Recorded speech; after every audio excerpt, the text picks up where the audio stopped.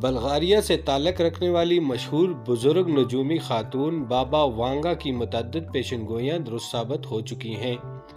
جن میں برطانیہ کا یورپی یونین سے علیحدگی اختیار کر لینا، 9/11 کا واقعہ اور دیگر شامل ہیں۔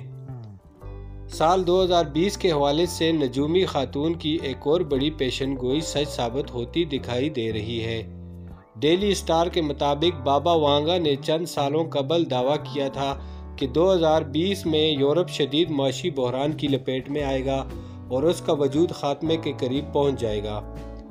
کرونا وائرس کے باعث پیدا ہونے والی معاشی صورتحال کے تناظر میں بابا وانگا کی پیشن گوئی پر نظر ڈالی جائے تو ان کی پیشن گوئی بالکل درست ثابت ہو رہی ہے۔